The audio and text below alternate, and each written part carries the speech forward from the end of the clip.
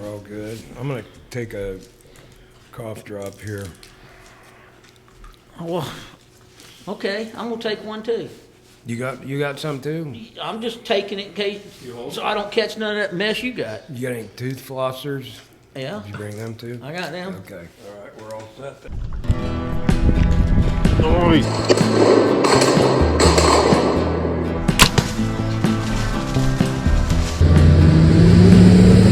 Hey gang, thanks for tuning in. It's the Castaway Friday Fish Fry podcast.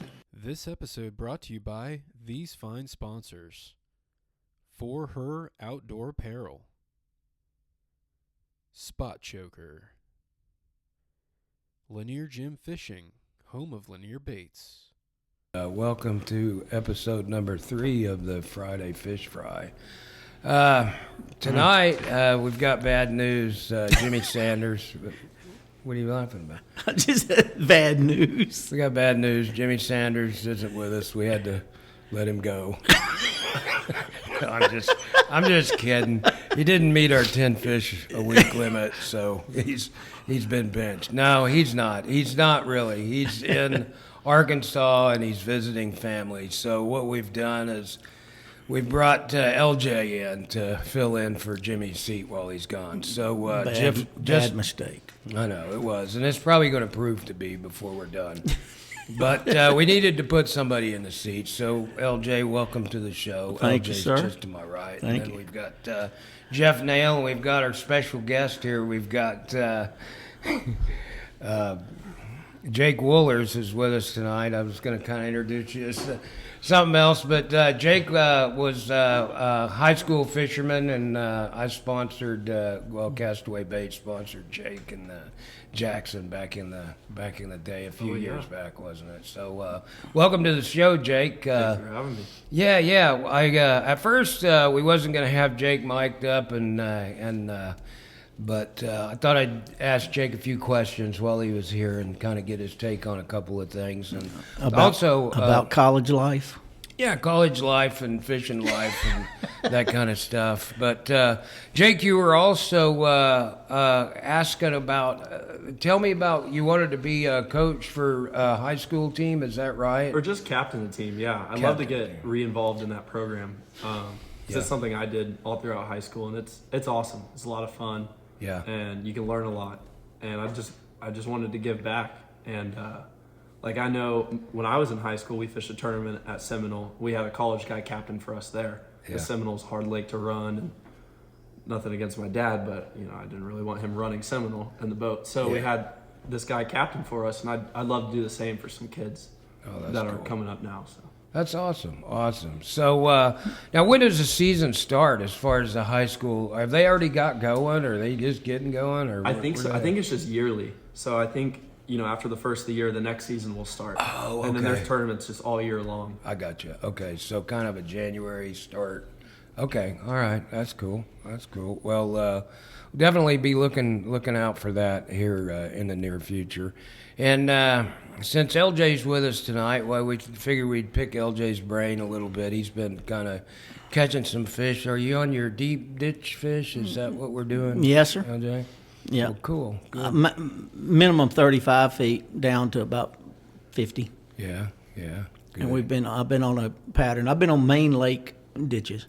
Yeah. Not up in creeks. It's just been the main lake, and they've been loaded with mega schools. As a matter of fact, I think Jake said he found a couple out on the main lake that were loaded. Oh, is that right? Ditches? Mm-hmm. Yeah, like mega schools. Megas. I mean, seriously. We had you saw my report the other day with Eddie Cole. Oh yeah. We were out there, and it was for 2 hours straight, and these were some big fish. I saw that. Yeah, it was a big. It was a epic day. Was this a new place that you found, or is this like an old place that just had fish? Well, it was an old place, but the fish had just moved from where they normally were. Mm-hmm. They had just moved down 50, 60 yards. Yeah. And this might have been the biggest mega school I've ever found. Really? Yeah. Let me ask you this. Could you have found them without the electronics that you were using? What are you using now for your electronics? How are you finding these? I'm still using 2D and DI most of the time. But when I get on them, what we had found was there was about a 50-yard stretch. It was a ledge going into a more like a bowl ditch. And no, it wasn't a road bed. But what they were doing is they were pushing bait. They were on the bottom of the ledge, Yeah. 35 to 45 feet of water, Yeah. and they were pushing bait up it. And when I say up it, I mean maybe 50 yards. And then they would push them back. And I had my 2D and my forward facing going. And when we see them on 2D, I mean, you know the spaghetti. You see them Yeah, down there. yeah. We were dropping our Demikis and our spoon and just slamming them. And then when they'd leave the 2D, I would turn the Mega Live towards going up the ledge, and you could see them. Just running. And up we the would ledge. just start easing up that way. We were pitching to them. Sometimes we would drop straight down on them, and then when we'd lose them, we'd turn around and we'd look the other way, and sure as heck, they were swimming the other way, and they were just going back and forth, pushing this bait back and forth like this. Let me ask you this: were they pushing the bait like up shallow? No, they were staying down. Oh, really? They were staying down. As a matter of fact, I put up a video that you could see that these fish would just belly to the bottom. Yeah. And it's kind of like when we went out with Lisa that time, Demiki fishing. Just pull 'em It off just the looked like there was nothing there. And then Eddie, when I first found him, Eddie jumped up and got on the bow first. Yeah. And he was dropping his Demiki down. And when it got down about 15, 20 feet, they all came up. The whole bottom exploded and came up, and it was game on from then for the next 2 hours. Yeah. It was one right after another. It was pretty intense. pretty intense, you know. And we 90% of them were caught on that. Just cutting down you take the swimmer. I don't know, where's the camera at around here? I think you're That right it? here. Yeah. You take the camera. I just cut the head off and the boot tail off, and that little 2-inch bait right there is about all you got. And You got the tail cut off. yeah, Too? cut the tail, but try to hold it still. I'm trying to hold it still. Look at the tail. Well, I ain't gonna be able to hold it still. Well, I'm you just- can't hold it still. You can't hold it still. Neither can you'll see it just kind of.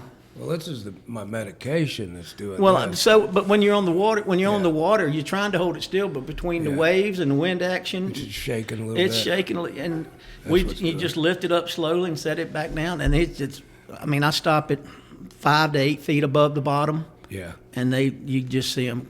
So you're mainly vertical doing this. Yeah, but there was when we'd see them out. Yeah. You cast to them. We'd actually cast to them, and we could see it going down, and we'd keep it just above them, and you'd see them come up. We even did that with the spoon. Yeah. Now Jeff, you've been using that vertical in all your swim bait. You just been casting yours. I've caught a handful on it vertical, but it was more of just a target of opportunity, so to speak. You know, Yeah. see 'em You right see there. them and you Yeah. drop to them. Yeah. I did catch one that was probably 3 3/4 doing that. vertical. Yeah, like within the last week. Jake, what do you do more? Do you do vertical or casting? More swim pitching. bait? Just kind of get pitching it. 30, 40 feet off of them, and then Oh, okay, because Yeah, you're with that seeing high them. tech, Yeah. We're talking forward-facing sonar. You're seeing them and pitching to them. Exactly. Okay. If you're not doing that, if you don't see them, I mean, I don't know how much forward-facing sonar you're doing, but if you don't see them, are you blind casting that thing and just blasting it out there and letting it sink, or? not really. I mean, I got so accustomed to using the forward facing that if I don't see them, I won't cast. Okay. I'll just keep zigzagging around the ditch looking for them, and then Okay. once I decide that's enough, pull the troll motor and leave. Yeah. But yeah. it's crazy because you'll just see one swimming, you'll throw the bait at them, and all of a sudden there's 20. It just kind of They just rise kinda up off the join They bottom. just come out of nowhere. Yeah. So let me ask you this, Jake. How much of your fishing is by forward-facing sonar now? Right now it's about half because Is it? I'm either catching those ditch fish or I'm catching fish in a foot of water. So, Okay. And when they're that shallow, you Yeah, you you're can not- kind of see them sometimes, but you just gotta kind of fish around the point or whatever. Yeah. Um, You're mainly beating the bank at that point. Or just Exactly. beating the shallow water. But if I'm in deeper than 10 foot, most of the time it's because of forward facing. You're going right to the forward-facing sonar. Yeah. Well, I mean, if I can see them and I know they're there, it's Yeah. I know there's a fish there. I have a lot of confidence in that cast. So Yeah. Same with you, Jeff. I mean, are you No, I still blind cast a lot. Well, Are let me you? restate that. If I'm in an area that I have historically caught a bunch of fish in before, I Yeah. will. I don't care if I see them on forward facing or not, because I know that area generally will hold fish, and I'll just pull in, stop hot lock, and then just fan cast around. And then while I'm on spot lock, I'm paying attention to see if I can see them, and see if they've moved or whatever. But there's a handful of places I go, and I mean I'll look at forward facing, but I'm more just have you're- confidence in the area and slinging it and letting it rip. Yeah. I'm just wondering right now, with a lot of ditch fish, I guess beating the bank's kind of hit or miss. But I just wonder how much forward-facing sonar is being used right now this time of year. Is it like most of the time, or are you guys using it, or? I think it depends on the Well, I can tell you what I've done. And angler. Yeah, You I s- guess it does. Yeah. you see my reports about I go out scouting, Yeah. and one of the things I do is that I've been experimenting a lot, and right now the water's not cold enough for those fish to settle down somewhere and stay there. They're still moving stuff. Yeah. So I'm using it. But the other day, for instance, I was just playing with it, and I'd use just my 2D. Then I'd use just the Mega Live, and then I'd use them together. And I really couldn't tell a difference. They were swimming, they were eating. Yeah. But when they settled down, when that water gets a little colder, what'd you run into? 54-degree water? Yeah, on Lawrence. 54. That's what I 51, 52 on Garmin. say. As soon as that water gets below 50, those fish aren't going to be pushing that bait all the time. They're going to settle down. I'll wait for And- the bait to come to them. Yeah, and then I'll probably use my 2D most of the time. Because I was wondering, because they say they've been talking about that there might be too much pinging going on in the water. Yeah, we've been talking about that. And that was what I have been playing with. Sometimes I'd go up and I'll just turn my 2D off. I'll just Yeah. go into my menu, turn it off, and just use the Mega Live. Then I'd use just the 2D, and then I'd use them together. And honestly, I hadn't seen a difference in it. And it might be that the depth of the water that I'm fishing. I wonder if there's any difference in the pinging from 2D to Mega Live. Mega Live seems Is quieter. there a difference in the pinging? Is If I it? see fish on forward-facing sonar, I'll throw to them and then spin it off them. Really? Like I don't let it sit there and look at them. Because if you ever put your ear up to those transducers, it's yeah, in there you going. can hear it. Yeah, you can hear. yeah. Yeah. Well, that's one thing I did when I saw we caught some the other day. We were pitching out. We were casting to them. I'll tell you something I did when I would line up and I'd see them like that. A lot of times I'd reach down there because on mine with Mega Live I've got a button on the I've got that target lock. Yeah, right. Yeah, And I saw I've got a it. button I can just hit real quick and it turns off the Just locks pinging. So on. when I see it over there, I can hit that real quick, and it turns off the pinging, and we're casting to them. Oh, it turns off the ping. Yeah, you can turn off the pinging. You can target lock on them, spin it left or right, whatever you want to do. You got that same system? No, Jake? mine's just attached to the trolling motor. Yeah, see, but when he turns it his toward, how do you turn it off? You have to reach down there and turn it off. You just turn To the stop the sonar. sonar. Yeah, to stop the sonar. Yeah, You gotta whereas go press it. and where I just can just hit a button. You using hummingbirds too, Jake? No, I'm lowering you're the God, he's active. Oh, It's all the same, right? active target. Okay. yeah, but it's just a foot pedal on mine. You're active target. No, I'm Garmin. You're Garmin. I got all And I'm three. Humminbird. I've got everything on the boat. Oh, wow. We got like all three of them then. We got Hummingbird, Garmin. And I've got mine's on a separate mount. You know how yours is on your trolling motor, and he has to turn his trolling motor to do it. Well, I can spot lock in my target lock. I got a separate pedal for it, and I can do whatever it wants to do. Yeah. And I can turn it on and off right then to pinging, or I can target lock on it or spin it left and right when the trolling motor's on its own. It can do it. Whoa, it's doing whatever it wants to do. Yeah, kind of like your microphone. Yeah, well, that was me. Yeah. That was me off. I hit it. Great. Here we go. We're going to have to edit that out now. Oh, That didn't take long. Jake, you got a note of that, right? God, that word. I know. That one word? That would have been at minute 17:30. Man, that didn't take long, did it? We knew it was coming, though. We knew you were coming. So, all right, LJ. So you kind of showed us a little swim bait deal where you cut off the head and the tail of that thing, and What else you got for us? With here? our spoon, I know I brought this one just for you. That one of yours? No, it's a War Eagle. Oh yeah, I brought this one with a few years, but what I do is I use one of our either blue, which one is it? Yeah. Blue and pearl, or just the pearl. Yeah, yeah. But what I do is I take a little spinnerbait blade, those little, if you can see that, you see the little prism? Yeah. Little prism, and I put a prism on both sides. They've got them out there now, kind of like a Flex-It. Yeah, right. But I put these little ones on there now, and it just gives me confidence. When the sun's out, it'll flicker. Is that the deal? Yeah, I guess. And when the sun's not out, you go solid. Yeah. Well, it just keeps me from having to change spoons. Can you bend those? A little bit, yeah. Can you? Yeah. I mean, can you bend them by hand, or you gotta? Yeah, these. Yeah.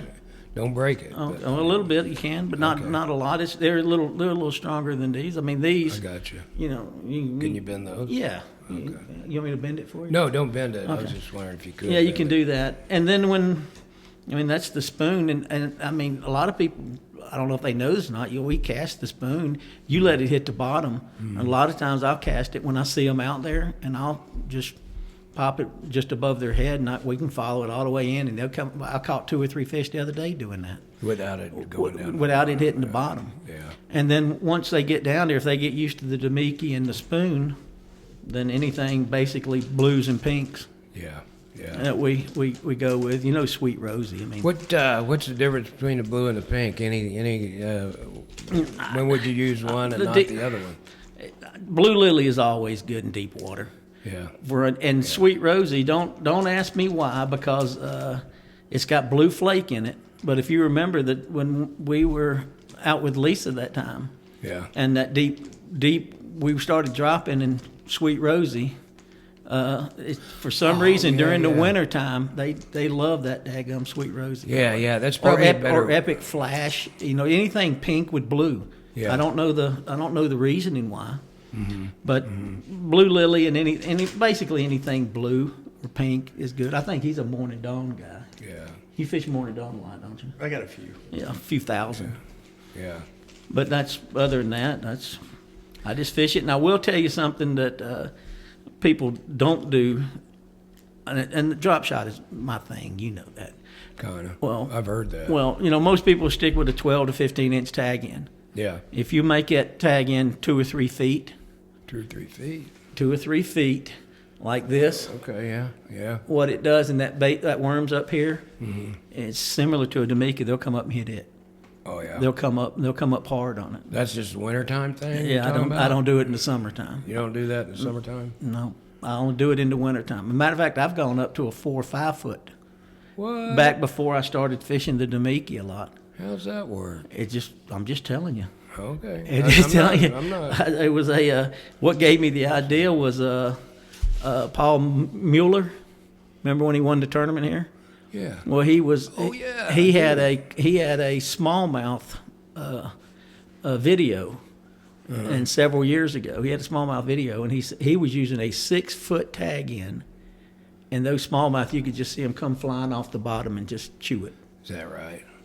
So that's when I started doing it. I just hadn't got to 6 foot yet. I've gone. How did Mueller win that tournament here? I can't remember. I think he won it swimming a bait. I think he was swimming like a Kitech, but I think he was fishing dragging with. it, wasn't he? Yeah, and I think he was also using I know Zaldane was using the Swim bait. the little swim bait. The mega bass one. Yeah, the little mega bass. Yeah. What do they call that thing? The one with the little blade on it, kind of like our spy head. What does he call that thing? Oh yeah, it's like a But Shira head or yeah, but the thing is that they only have it in the 1/8 ounce, so it takes forever to get it out there. But he was also fishing a drop shot. Yeah. I can't. How many years ago? That was like 3 or 4 years ago. Yeah. wasn't it? Well, you remember when me and you were fishing that ditch and Scott Barnes snuck up on behind us? Yeah, he creeped up on. Yeah, us. you were spooning and catching them, and I was drop shotting and catching them. That's right, And we were, yeah. and then we turned around and Barnes. Barnes just sitting there, just with his engine off, eating a sandwich, watching us. Creeper. Creeper. he's bad about that. And we said, "How long you been there?" He said, "Long enough." Look, we were like, "Look, it's Creeper Barnes creeping up on us."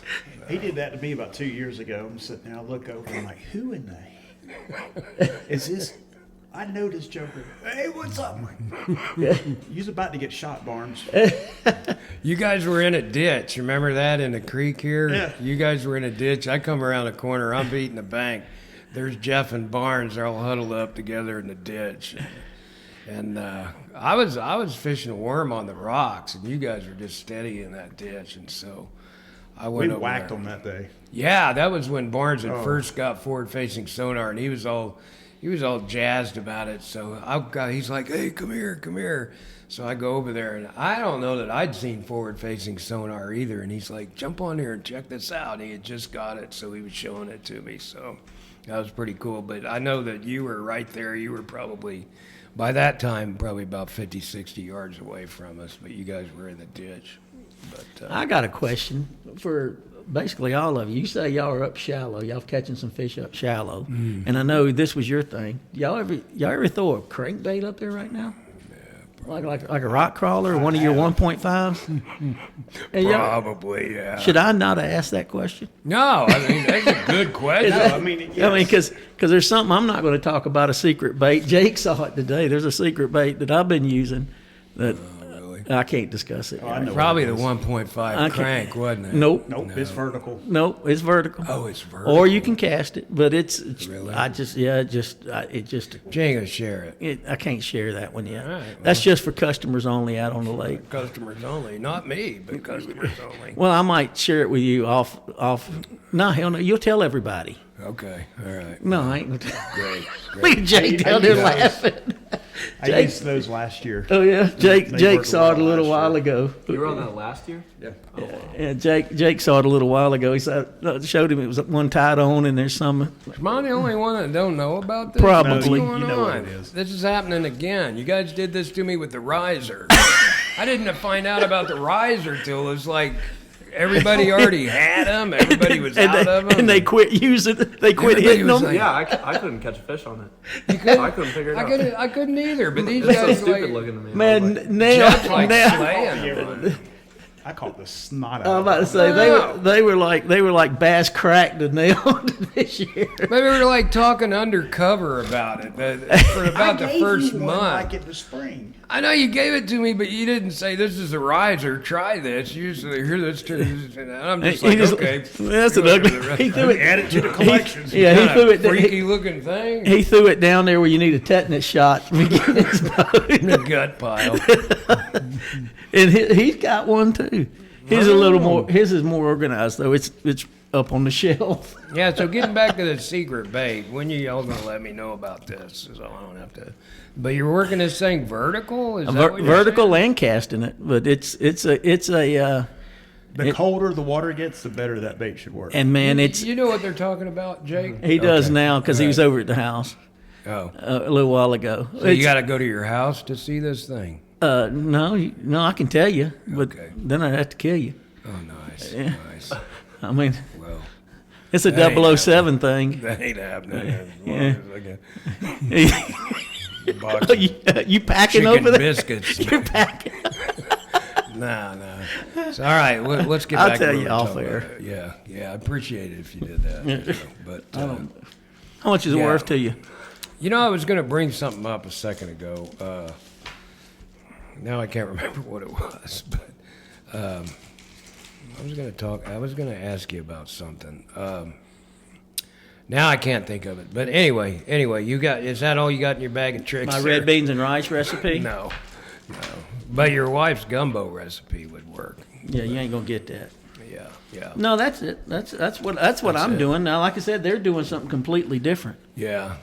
I mean, I'm. I mean, you know me. If I'm not out deep, Yeah. I mean that's why we don't ever fish together because I know. you want to get up on the bank and you get mad at me. Say, get me over there. Okay. All right. Well, all right. That's one thing. But we got that shallow bite, right? And I got a buddy, and this is his second year doing this. I won't mention his name, but he's only using one bait. and Oh, is he's- it a secret?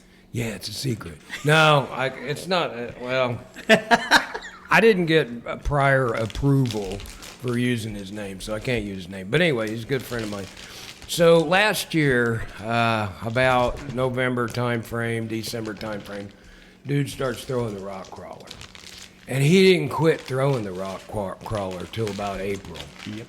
And that's all he threw. He said, Jim, I have not picked up another bait, the rock crawler. He told me what color it was, exactly what he was using, and it's all he used. And every once in a while, I see this dude on his Facebook page holding up these big fish.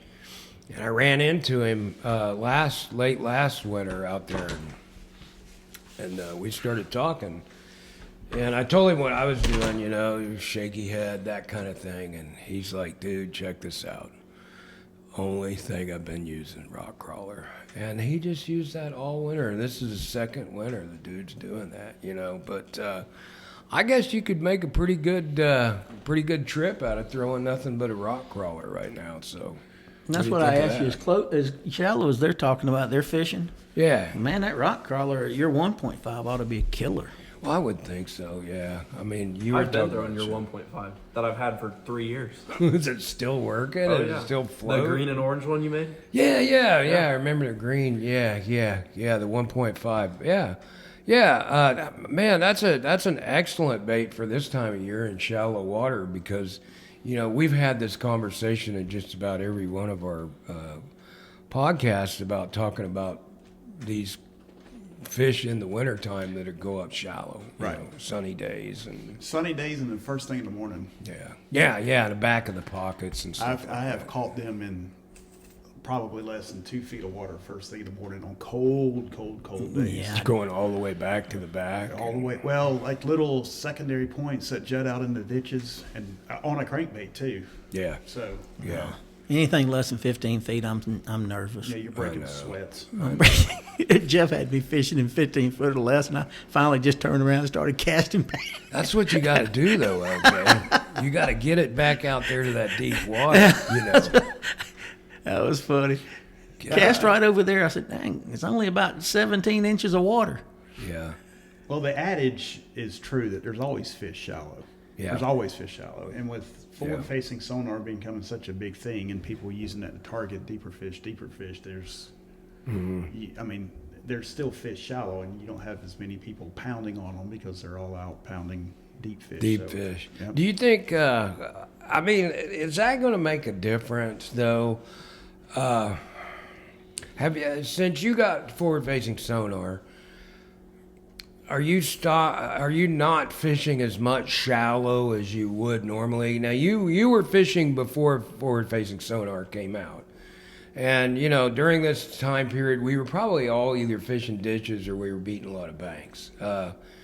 Has it changed your the amount of the baits that you're throwing on the bank? I mean, are you spending more time looking at forward-facing sonar?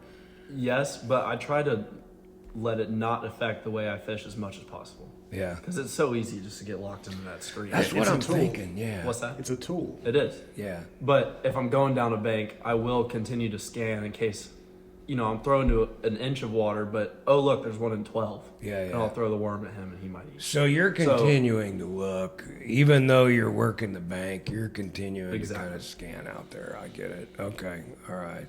So I'm just wondering if I wind up getting forward-facing sonar in the next, 6 months to a year, is it going to change the amount of fishing I'm doing on the bank and focusing on points like I do now? That's going to solely depend on you. Yeah, I know. I mean, not to sound cliche, but it's going to depend on you. If you allow it to, then yes, it most definitely is going to impact it. But you If find yourself kind of falling into that, don't Right. you? So, but so you, easy. you have to Yeah. keep it in the back of your mind, and this comes into play in the summertime, and I've talked about this in some other situations, but let's say in the summer, right? I will use forward-facing sonar. I'll pull up and I'll look, and sometimes I'll even make bomb casts because I can cast further than what I can see with the forward-facing sonar. Yeah, right? yeah. As I'm coming up to look at a brush pile or look around to see for fish. As soon as I see where I want to cast and I make the cast and I hit spot lock, I'm still looking between, I will glance down at the forward facing sonar and I keep my head up and I'm looking at the surface water, because if I'm staring solely at the sonar, then I'm going to miss fish busting in the back of a pocket, or I'm going to miss them on the other side of the point where they may have moved that otherwise never would have seen. So there are times, if you're not careful, yes, you will be you'll look up and you're like, how did I get over here? And you have no idea how you got over there because you're Right. just staring at the screen. Yeah. I So- see dude doing that, was, you know. And that was early on, but I've learned that I have to spend as much time looking out at the water as I do at the forward-facing sonar. And there's a situation that came up today where I saw some birds diving in an area that I didn't expect to see them diving. Yeah. And I never would have seen them, or they were the loons, and I never would have seen them had I been glued solely at my forward-facing sonar the entire Right, time. I just right. would not have seen, like the sun wouldn't have hit the splash of the water, and I never would have seen it. I went over there and there were fish over there, which Yeah. allowed me to go, catch a couple of those fish. But I never would have found that had I just been Glued to the. glued to the sonar the entire time. And I guess an argument can be made if you're fishing a partners tournament, if one person's up front looking at the forward-facing sonar, the other guy needs to be like traditionally keeping his eyes on the horizon and seeing what's going on. Is that what that's the way it works? Well, no, I just think it would be a smart idea. Yeah, I think both yeah. people staring at the graph is a bad idea. Yeah. Maybe look at it long enough to make the cast, and then the one dude needs to, Uh-huh. go back to paying attention to what's going on around them, because nature's going to give away clues that technology just can't keep up with yet. Yeah. Now, Jake, when you and Jackson fished together, did you guys have the opportunity to use forward-facing sonar? Or No, I actually got out of fishing before that came, or it was starting to come out. but Okay. So you guys, when you were fishing like high school stuff, you didn't use that. The first time I had forward-facing sonar was probably a month and a half ago. Okay.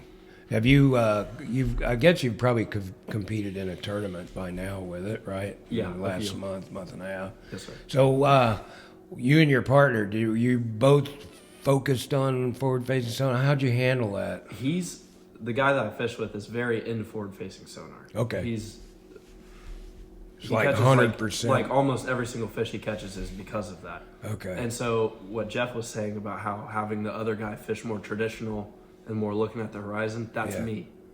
So I'm the that one- is that what you did, or did you stay up front with him and you both? we were still both on the front deck, but he'd be on the trolling motor looking at the graph, and then I'd be, throwing his Yeah, bait. you'd be doing your Or- thing, right? Yeah, exactly. Yeah. Okay. So it wasn't like, okay, we're gonna hold till nobody casts till we see a fish, and so maybe one guy was making like errant casts and the other guy's watching the sonar kind of thing. Exactly. So you're not both just sitting there holding, waiting to see a fish to Right. make a cast. Okay. All right. I'll tell you something. What we were, you can vertical fishing.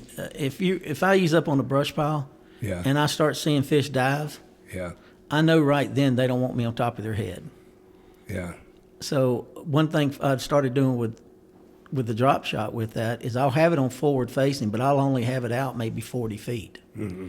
And it gives me a bigger picture.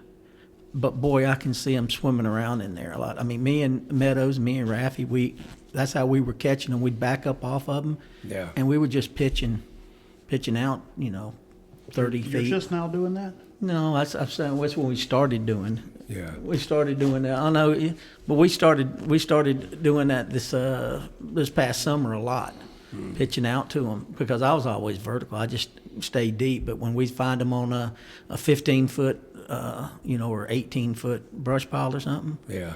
we couldn't get on top of them, so we'd back up off of them and pitch to them. We caught a lot of fish doing that. Yeah. Yeah. But that's how forward-facing sonar has helped me, as far as being a vertical guy. Yeah. In deeper water, I can get I don't have to go out 70 feet like they do. Yeah. Well. And knowing you, it'll help you because all you do is fan cast, so you can just do your trolling motor left and right, and just cast to them. I don't know. I'm kind of like, I kind of want to get it, but I'm afraid it's going to change the way I fish when I do get it. And it's like you said a few minutes ago. I mean, it's you can fall into that trap, I'm sure, of just focusing on that. I'm afraid that's what I'd probably wind up doing. Well, there's that trap, and then there's the trap of, well, I see this fish, and I am going to keep messing with him. Yeah, And yeah, then yeah. Next thing you know, an hour's going by, and that fish isn't biting. So if you could lay a percentage on the fish that you've seen and the fish that you caught from the fish that you've seen, what would that percentage look like? 10, 10-15%. Is it that low? Is it? I was It going. depends on the day. I mean, I think a better way to look at it would be like, how many more fish do I catch because Yeah. I see them, and Yeah. over just normal, typical. And I would say it's probably. I mean, I won't go off the top of my head and say 25 to 30% more. Mm-hmm. And obviously, some years or some types of the gear, during certain times, or that helps the average overall. But overall, I'd say probably 25 to 30%.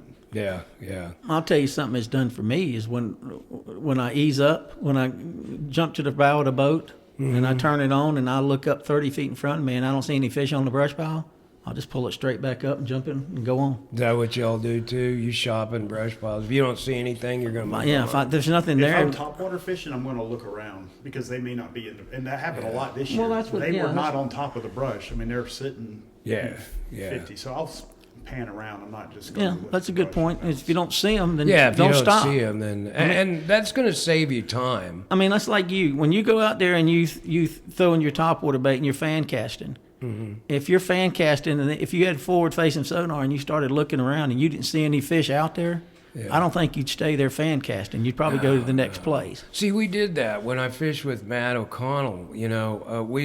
Especially as the day got later in the tournament, and we started getting more desperate. You roll up. Everything started moving quicker. Like we'd roll up to a place and he'd just do a quick scan. If there wasn't anything there, well, we were gone, right? And so in that aspect, I can see it saving you time. And there's no doubt in my mind that it wins tournaments too. So it saves you time and you win tournaments. But on the other hand, like I was saying, it costs you time too because you're sitting there messing with a fish that is not going to bite, right? Yeah, you got to be disciplined. Yeah, so I mean, I guess you would draw that line and say, okay, I can't waste all this time on this one fish. So you have to be getting good about, especially on a spotted bass lake.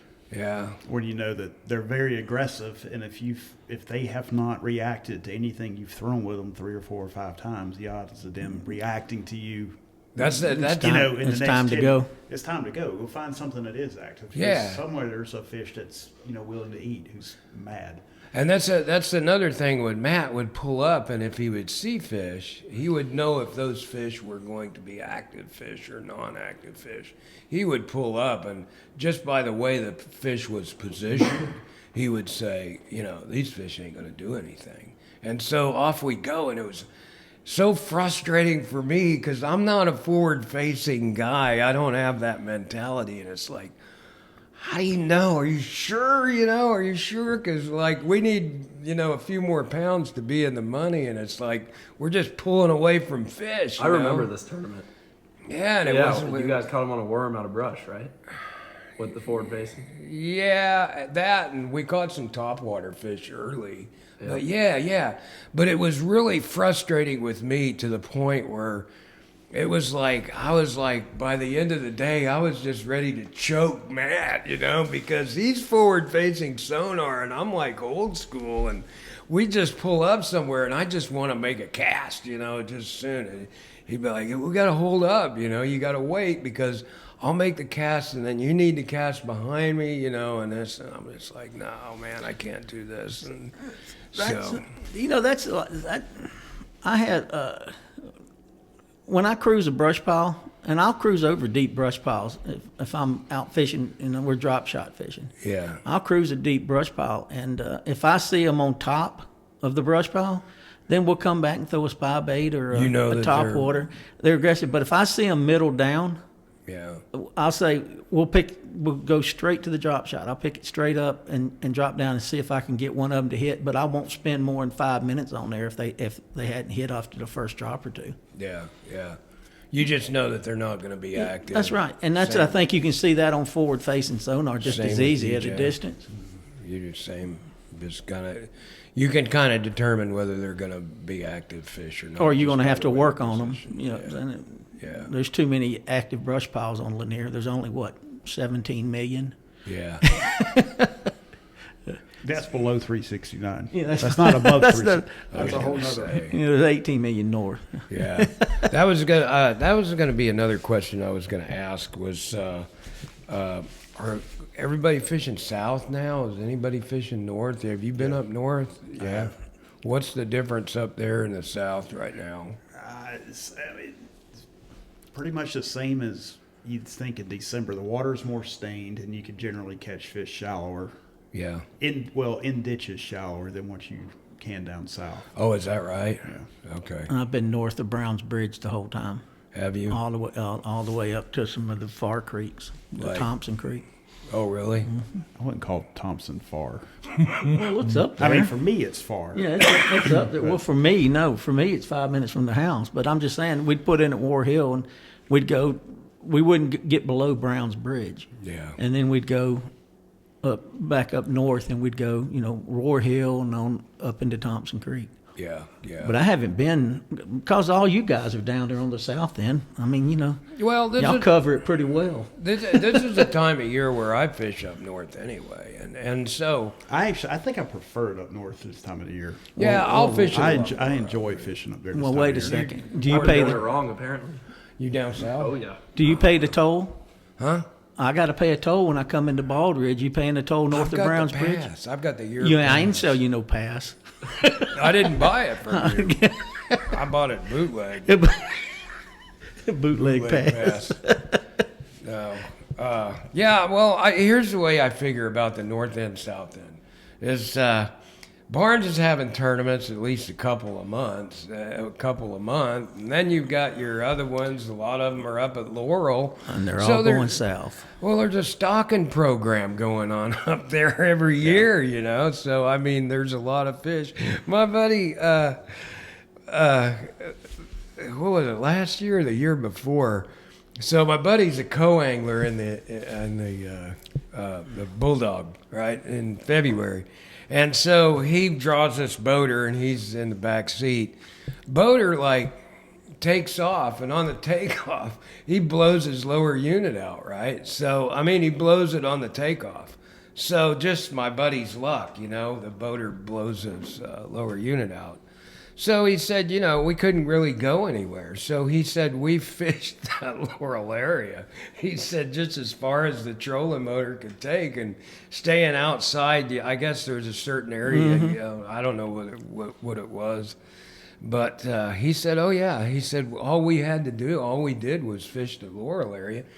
And they both got a check. And, they caught fish all day just around there. And I told him, I said, there's no reason why you wouldn't. I mean, there's a great stocking program going on right up there at the ramp. I had some of my best five fish days last spring. Well, winter and spring above 369. Mm-hmm. I mean, some really good ones. Some Yeah. really, really It's good ones. up there.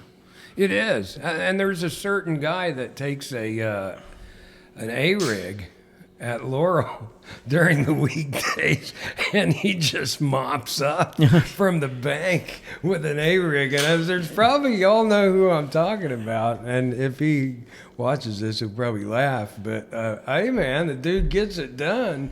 I mean, he's just throwing an A-rig right there by the ramp. And Did you see that? There was a YouTube video up about, and they were talking about, what is so funny? Who is this A-rig guy? oh, yeah. Okay. It's just a guy. Okay. Anyway, there was a study done, and they said that there was 100 fish caught, right? And they brought them all. They tagged them all. They've caught all over the lake, south, Yeah, north, yeah. and they released them. They released them all at the dock, and I think it was 95% of them. 95% of them stayed within Yeah. like a quarter mile of the dock. I read that. And then there was only like 4% or 4.5% got within a half a mile, and there was only one fish out of that whole bunch that actually it took a year, but it got all the way back down to the south end where it lived. Yeah, I was gonna ask that if y'all think like those tournament fish that we drop off at Little Hall or Little Park, do they actually swim back down south? There's no way. I don't think so. Plus, I read I was really curious about that, and so I read a report that they did with largemouth and spotted bass. The largemouth was more apt to stay in the area than the spot. The spot would range out a little more, but even the spot didn't go that far, you know. So my next question was, it really wasn't a question, but it kind of blew my mind because, you know, they're taking fish up there all the time. And if that report is true, those fish aren't going, they're staying up there. They're not coming back down.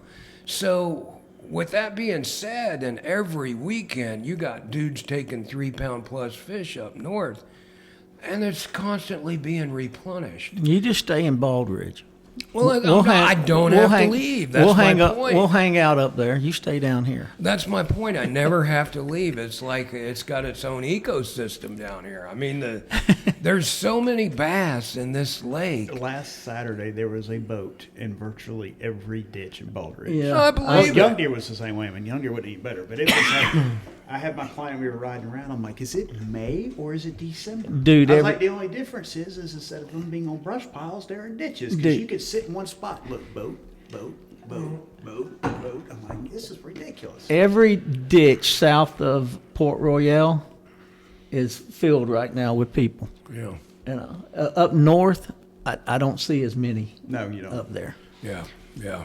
God, we are, after everybody watches this, they're all going to be up north, so Bald Ridge is going to be good next week. But That's it what I was just, going to say. We're ruining it. We just figured it out. We're ruining it. I know. I mean, we're doing. But Can we edit that, Jack? Yeah. Can we take all Take that that part out. I mean, we're giving up some juice here. We need to stop that. We need to stop the flow.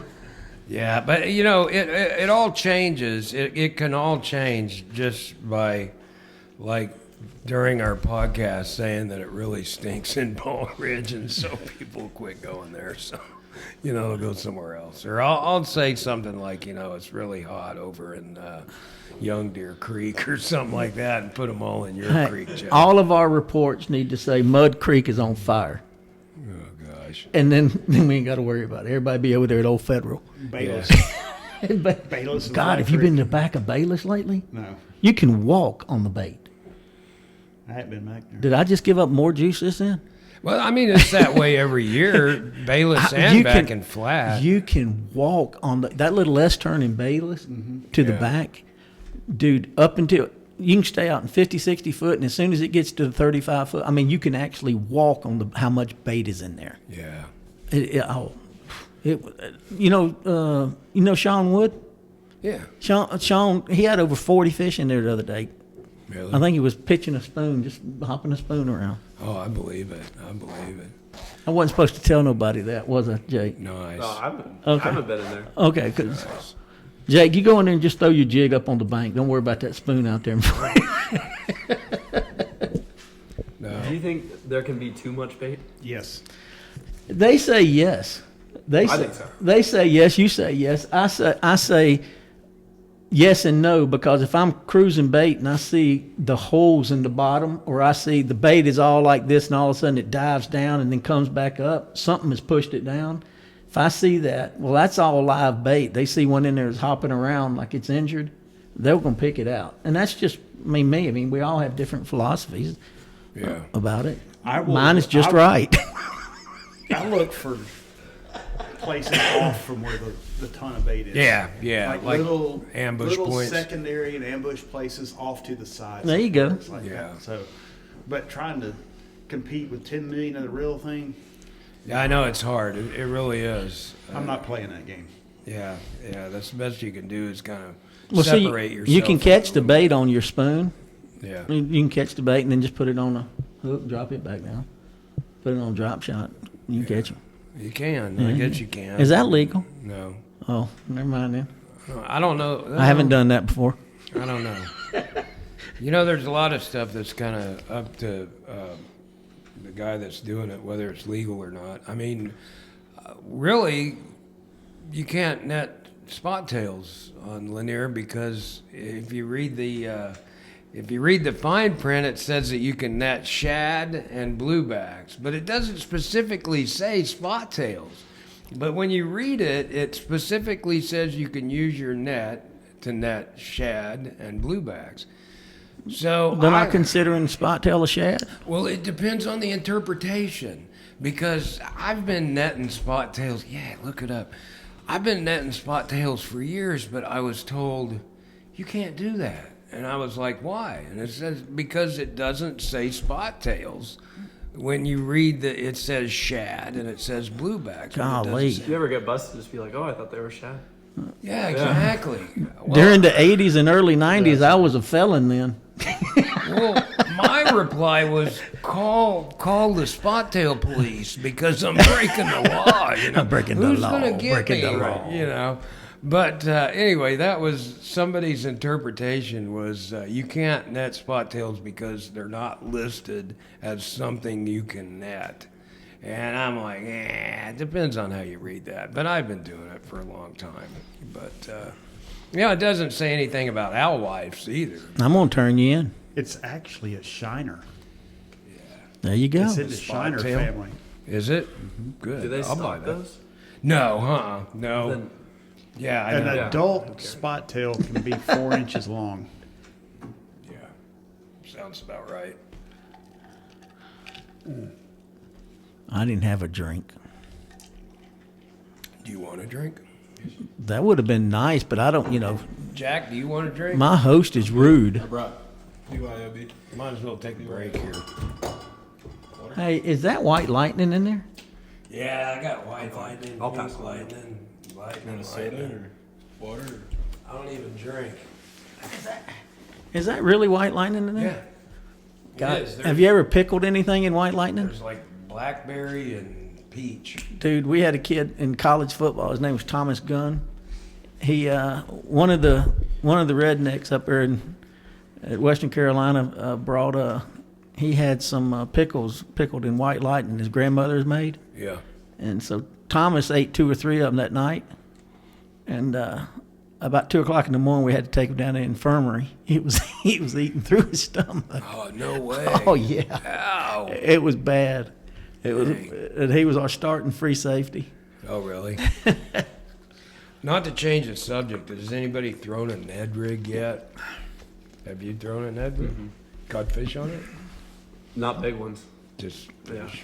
I had a guy throw it in my boat the other day and caught a couple. Nothing special. Somebody told me about a rig that he was catching some big fish on up shallow today. Nico. What are you talking? Oh, Nico rig. Yeah. I've almost replaced a shaky head with a Nico rig. No way. Are you serious? I think they eat it better. Everybody throws a shaky head. Yeah, no. Something different. Really? He said I'm still throwing like the same worm you would throw on Yeah. a shaky head. Yeah. it's just moving differently, huh? Yeah. Acting differently. And But he slower fall. So, not everybody knows what a Nico is. So, kind of, can you take us through how you rig a Nico? Probably we don't have everything that you need. Yeah, it's a Cinco, and then I'll put an O-ring on it, and then the hook through the O-ring, and then a nail weight in the head of it. Okay. So it's weighted on It's one a end. wacky rig with a nail weight Gotcha. through the one side of the worm. So that's it about sits that's what I was going to say. vertical. A wacky rig with a nail weight. And you don't have to use a Cinco. Yeah, you don't have to use a Don't Cinco. You have- can use a trick worm or, Can you use a But that's Z-Man? Zoom Z-crawl. I mean, you can use any soft plastic that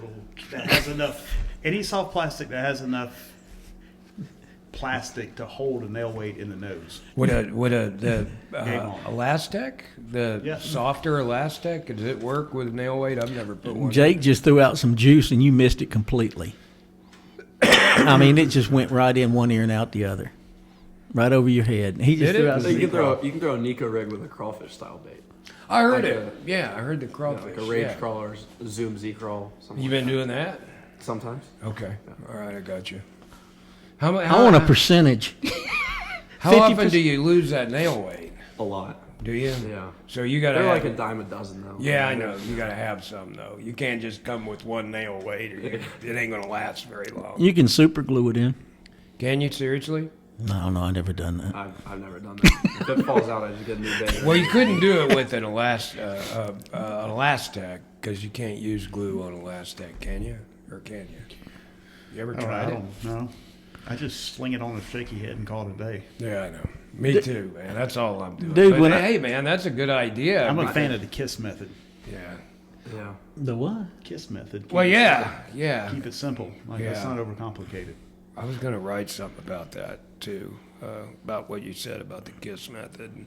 And right now, I mean, in the middle of winter when these fish their metabolism is at its highest and they're at their slowest, it seems to me like that's when the KISS method would work the best because, you know, you don't have to chase them around. It's not like they're moving a lot, you know. Yeah. I definitely think the KISS method works good, but looking forward for the next couple of months, LJ, what are you going to be doing? I mean, if you're out fishing. I'll have 3 things. I've got 8 trips the next 10 days. Do you really? Yeah, and I've got them already filling up in January. No. Man, people want to learn this deep He's bite. paying customers. Oh, yeah. All right. Okay. Yeah.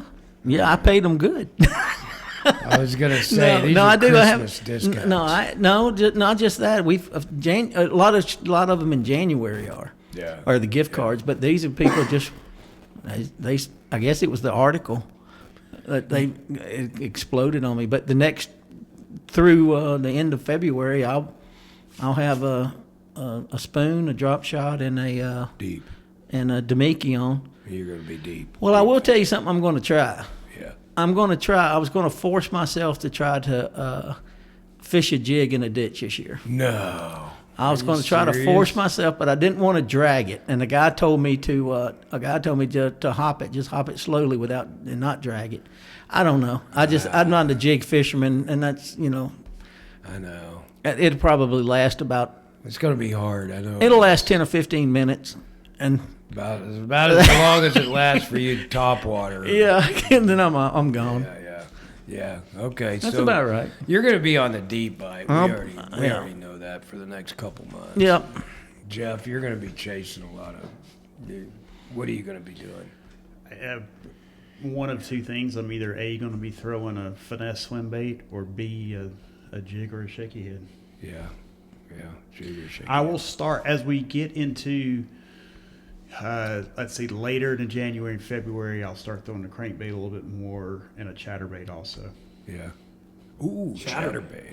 Like chatterbait. I don't think I've ever Even fished an a A-rig. chatterbait. I think I was with you one time when we fished it. You fished a chatterbait. I probably did. Yeah. I didn't. That's too much work, man. Casting's overrated. Chatterbait's a good bait, though. I mean, you use chatterbait, Jake? Not on Lanier. I've No? never thrown it on Lanier. Are you It serious? has its See? time. Really? See? Yeah. Thumbs up. What was I used chatterbait a lot on Lanier, but it was not till March, windy. Is it like when they're on bed? No, No, this is before? pre-spawn staging. Okay. Yeah, I mean when they start moving around a little bit more and start getting active in March is when a windy day is when I'd use a chatterbait.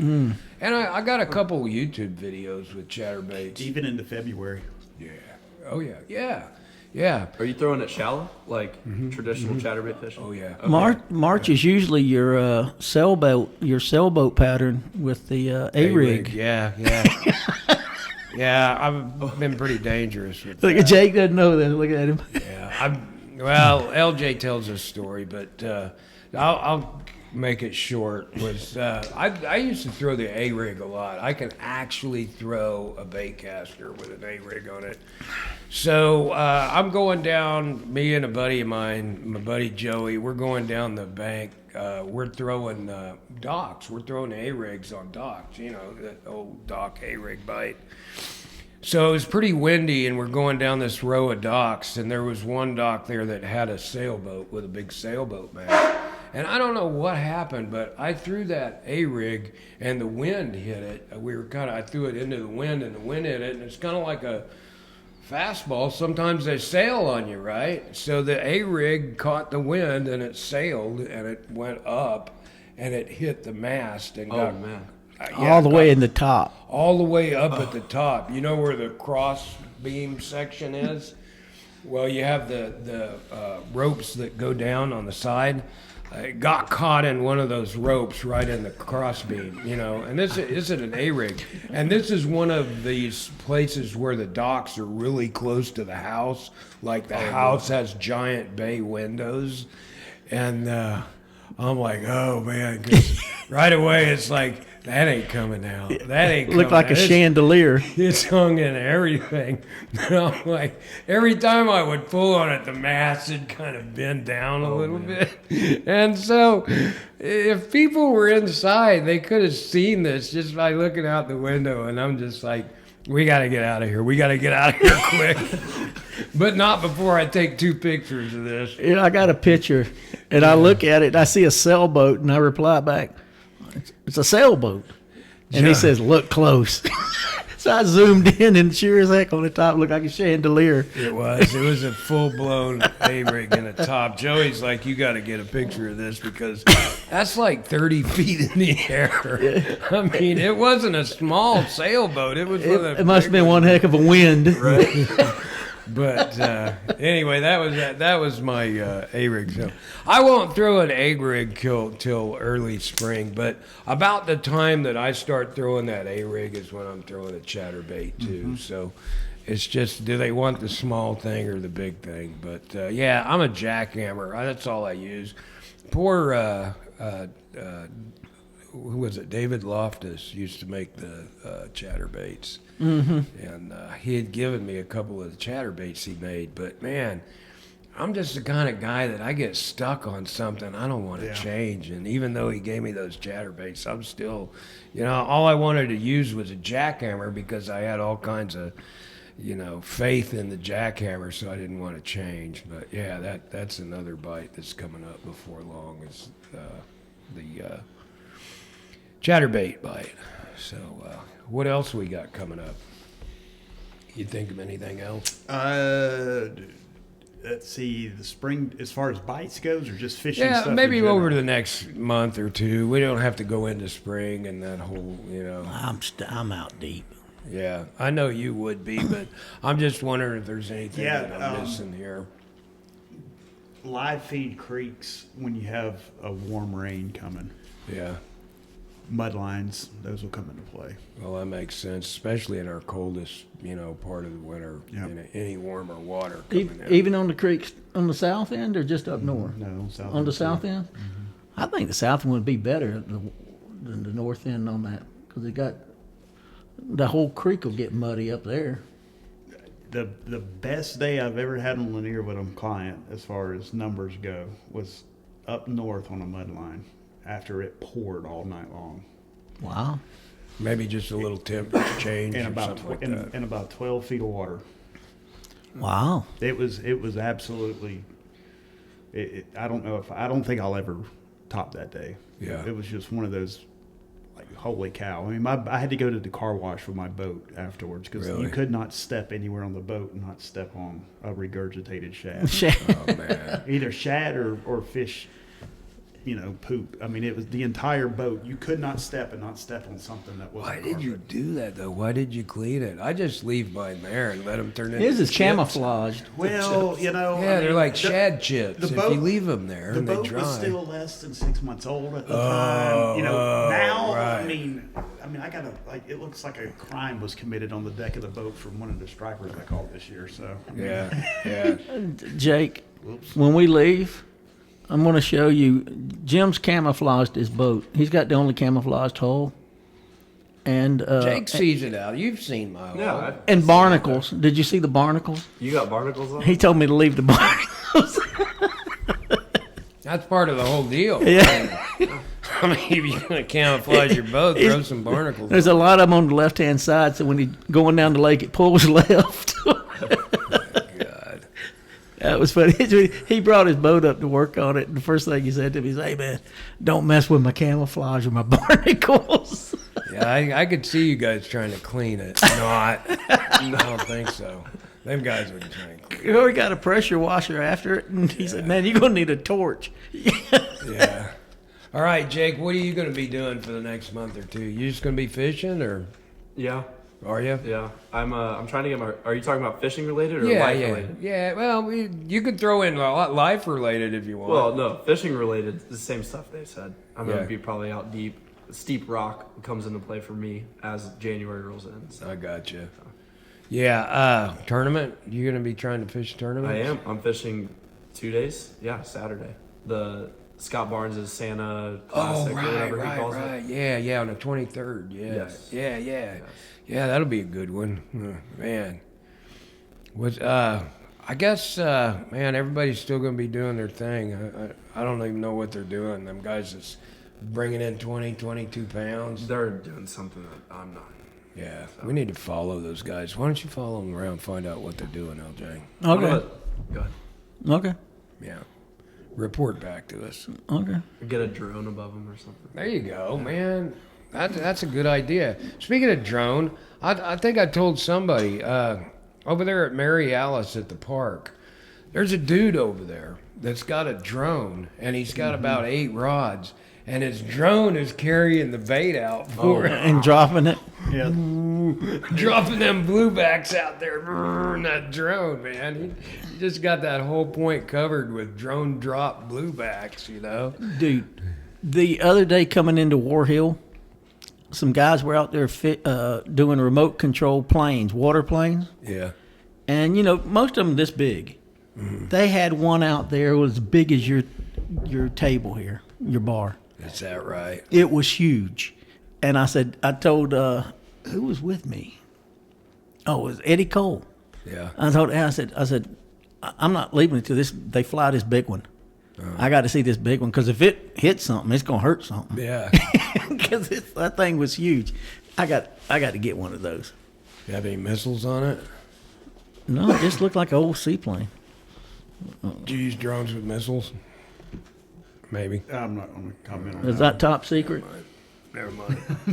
We'll do that. We'll talk about that in the next segment. Is that top secret? Now, Well, let's just how say far are we into it? We were like an hour? We're probably an hour by now. Yeah, about an hour. Okay. That's where I wanted to be, about an hour.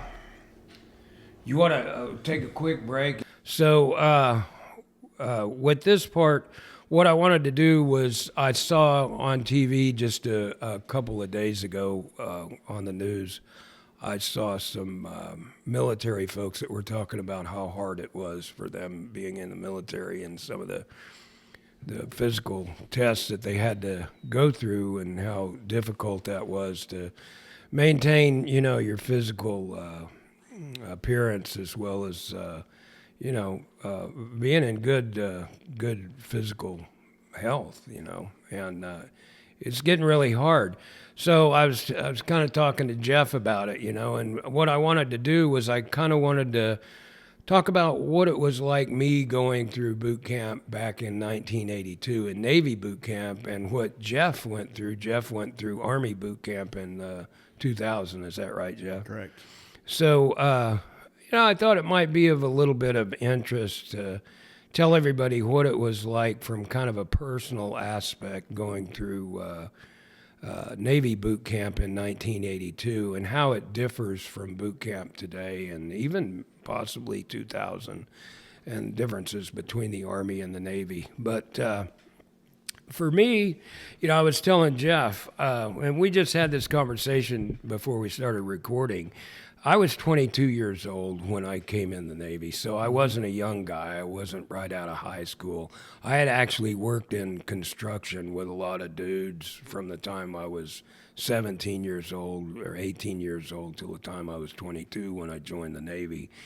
And probably the main reason I joined the Navy in 1982 at 22 years old, it was because one night I just came home and at the time I was installing heating and air conditioning units, you know, and putting in duct work and stuff like that. It was, you know, you're cold in the winter and you're hot in the summer. It's sweaty. I'm literally digging ditches to put duct work in slab type foundations, and they do that a lot in the Midwest. Yep.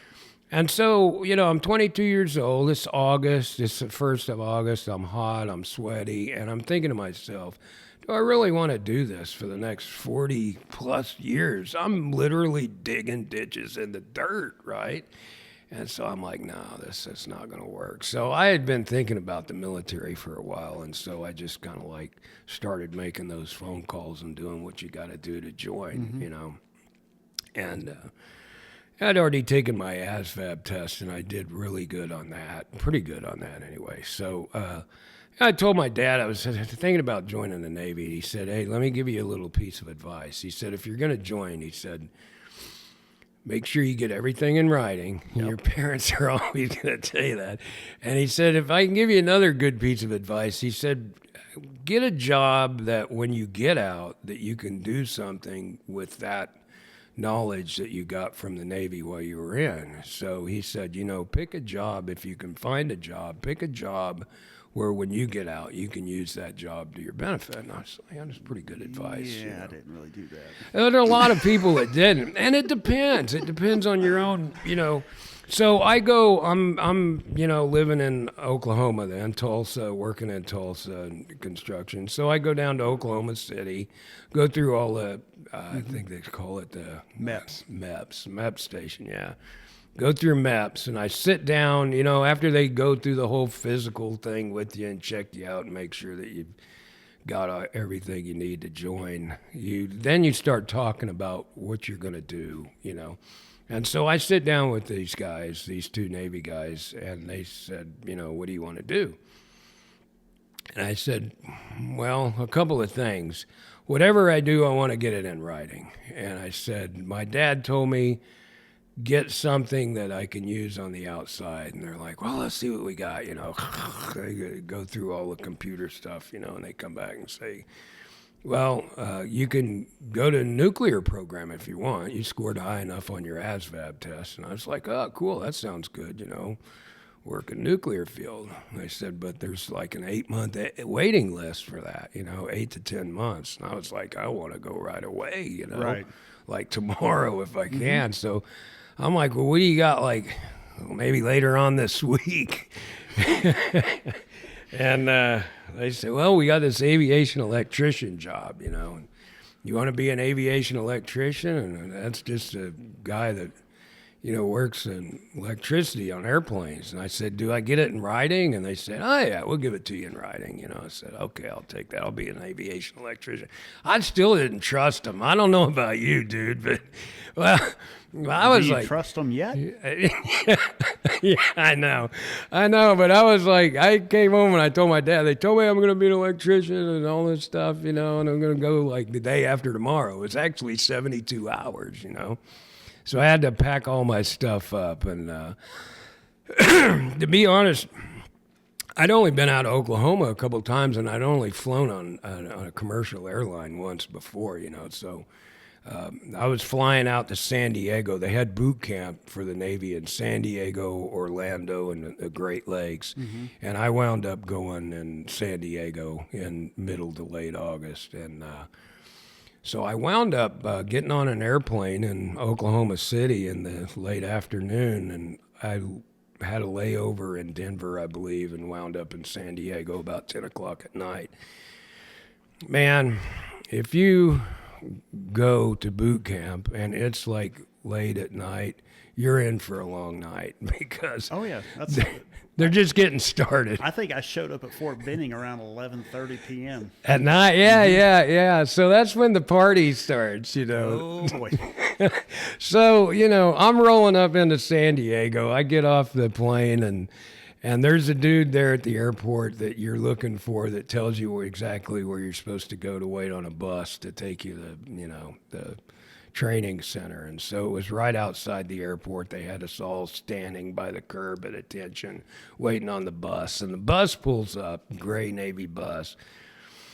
All us dudes load up in the bus, and it's quiet. I mean, by this time, it's like 11:30 at night, and it's quiet. That bus ride's quiet all the way to NTC, the Naval Training Center boot camp, because nobody really knows what's going to happen, So everybody's a little jovial, but everybody's a little bit quiet and a little bit scared by this time, So you get there, and you pull up, and everything's wide open. I mean, there's no air conditioning there at all. It's just open windows, and dudes yelling and screaming at you and trying to get you off the bus, and you've got a little bag of something, and they're like, put that down, and they're just going, they're going spastic with you, and And so they get us all lined up. But one of the first things that we had to do was pee in the bottle.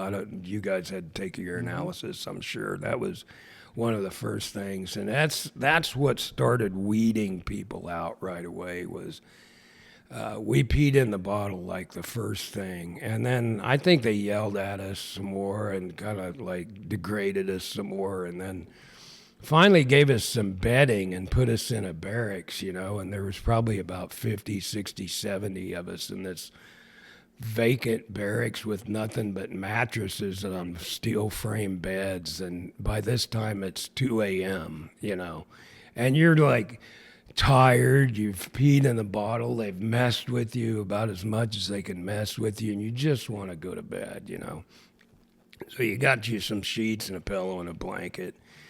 Throw that on the bed. You lay down in bed. By that time, it's 2:30, and you lay your head down and you go to sleep pretty much immediately because you're so tired. And about an hour later, all the lights come on and trash cans. I don't know where they came from, but they just go flying everywhere in this room, banging off the beds, and people are yelling at you and telling you to get up, and it's 3:30 and I just laid down, And so it's just, and from that point on, it's just a lot of yelling at you, a lot of messing with you, a lot of push-ups, lining up, yes, sir, yes, this, So you're really, really beat down for another day. But then you get a haircut, and then you start going through your issue where they issue you uniforms, and you start stenciling things, and everything is regimented, and of course they're chirping in your ear the whole time. Every time you mess anything up, somebody's yelling at you, so you're just being totally degraded from the get-go. But me being 22 years old, I kind of didn't freak out as much as the younger guys did. There was some younger guys that really got freaky about some stuff, I think even one or two of them probably cried. You might have had a crier or two. Oh, yeah. So, things were pretty messed up. You've got your hair cut. They cut all your hair off, so now they put you in uniforms that's probably either too big or too small for you, but they never fit just right, But you have to put your name, stencil all these things, all your underwear, pants, shirts, everything has to be stenciled perfectly, It has to be like a 1/4 inch off this seam line. And so you're going through doing all this stuff, and we've got the equivalent of a what do you call them, drill sergeants in the Army is called a company commander in the Navy. And there's a few of these older guys that's in uniform walking around watching you do all this stuff while you're doing it, stenciling your uniforms. And they're looking to see who does the best job, really, who's the most thorough, because they're going to pick you out for something special. And so I knew what was going on. I knew these dudes were watching us for a reason. These company commander dudes with these uniforms and all these medals and stuff, they were walking around you and they were looking over your shoulder while you did stuff. And they were trying to assess how good you were at doing everything, how well you paid attention to detail, because they wanted you for the leadership positions within your company. Me being 22, I figured out that these dudes were watching me for a reason. So I wanted to make everything sharp, quick, exactly what they were looking for. So that's what I did, and I made sure that every time they walked behind me, I was doing something that make them think, oh, this guy's really good, So it worked to perfection. And so this my company commander, he pulls me aside and he says, hey, I like the way you're doing stuff. He said, I want you to be my yeoman. And he said a yeoman is somebody that's the liaison between, say, the recruits, which are us new guys, and you'll be the liaison between them and me. So if they've got a problem, they come to you. I'll tell them to come to you, and then you come to me with the problem that they had. They ain't going to come to me. You're the one that talks to me, not them, you know. But that's what a yeoman does. And a yeoman always takes a head count. He always knows how many recruits he has within the unit, you know. So if I ask you, Jim, how many recruits do we have right here, right now? You can spit out 67, you know. So when we go to chow 3 times a day, before anybody goes and walks into the chow hall for the meal, I need to know how many people are eating that meal. So he said, I want you to count everybody's head and let me know how many people are going to eat this meal before we go in and eat this meal. All right, that was just one of my jobs, you know, and so I did that. And so, you know, boot camp was, from the get-go, it was kind of hard because you don't really have all them creature comforts that you'd normally have. You realize that you're going to do without a lot of things, you know. You're not going to be able to do the things that you used to do. Everything was regimented. You were always going to some class. You were always doing something. But there was always something going on. You were getting your butt chewed a lot. I mean, you were getting your butt chewed. Every little thing that you did, you get your butt chewed about something. But, you know, after the first 3 weeks, we kind of started getting into a little groove. We kind of started realizing what was going on. And the whole thing is designed to everybody work together, you know, as a team. At the same time, they were weeding dudes out.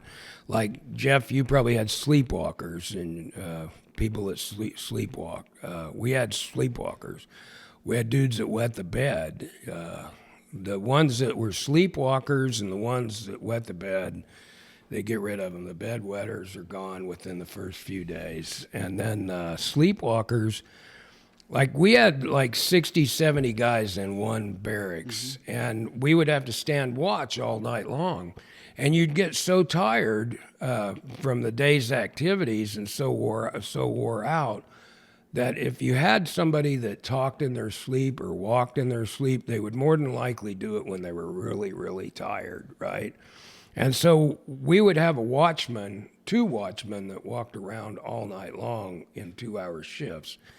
And so if anybody got up and started walking around sleepwalking, we were told to help them back to whatever bed they got out of and then let the company commander know in the morning that this dude was sleepwalking or talking in his sleep.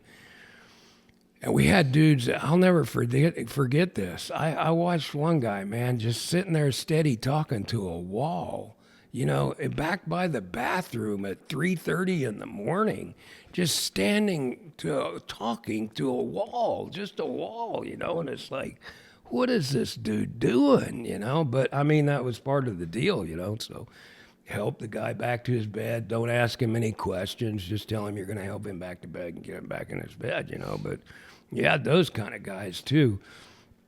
But anyway, it was quite a shock for me to see all the things that I saw in boot camp. But as a yeoman, I've told this story.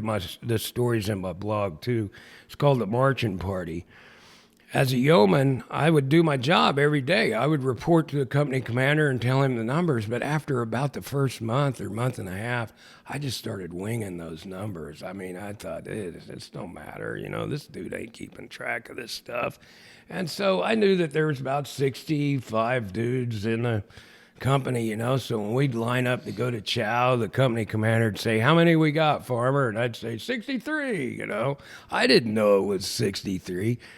So one day he calls me into his office, you know, and he goes, Farmer, he goes, we got a problem. And I said, what's that? And he goes, I've been checking your numbers in these chow lines. And he said, you ain't got one right in the last week. He's like, I don't know what happened here, but he goes, you just been winging these numbers, haven't you? And I said, yeah, I've been winging the numbers. And he goes, you know, this is where I'll never forget this. I wrote about this too. He looks at me and I'm standing there in front of his desk and it's like my whole world just tanked because he was mad and he'd never been mad at me before, but now he was mad at me.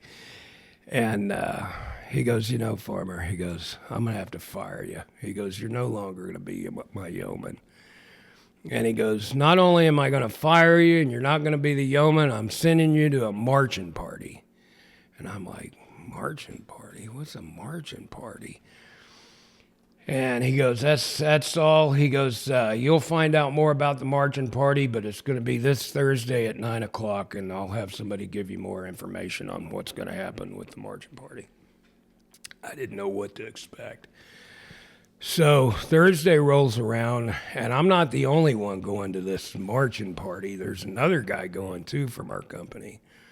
And I didn't know what a marching party was. He didn't know what a marching party was, and we'd ask people that we'd heard had been there, and nobody would tell us what it really was. But it started at 9 o'clock at night at this parking lot there on the base where we were at. And so me and this other dude, we marched down to this dark part of the base, parking lot, had some lights around the parking lot, and we marched down there, and there was probably about 20, 30 other dudes there. And not only were there 20, 30 other dudes just like us there were about a half a dozen Navy SEALs that were there too. And they were there to punish us. And they had us all lined up, in these like rows. There's probably 20 or 30 of us, and there's probably about 8 or 10 to a row. We had 3 or 4 rows there. And so you had about a half a dozen Navy SEALs with face paint on. Now, this is dark, except for the lights, the floodlights around.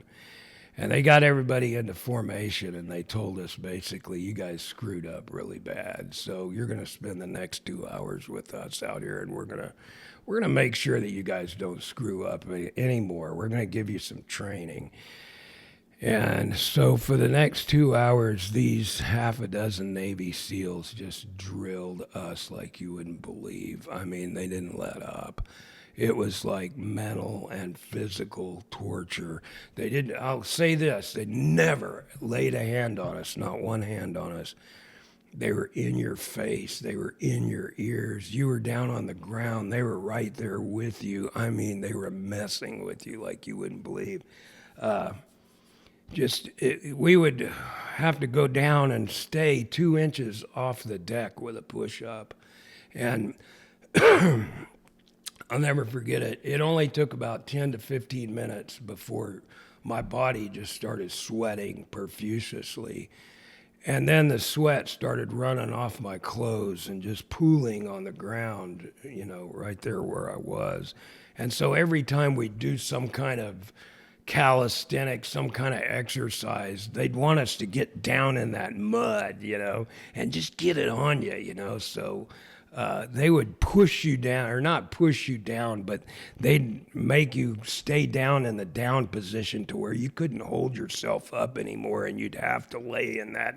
You'd just try and drop a knee down, to hold you up. But, after about an hour of just physical exercise, your body would start giving up, your muscles would just get so tired and so weak. So, and then just finding out my name was Farmer, they just all come on you like a pack of wild dogs and start making fun of your name. But it was like 2 hours of this. And the reason why nobody talked about it too much is because dudes broke, I mean, there would be a dude that just couldn't take it anymore, and he would break and he would cry, And there were dudes physically crying from being messed with by these SEALs, and then just having their body depleted as much as it was depleted. It'd just break a dude, right?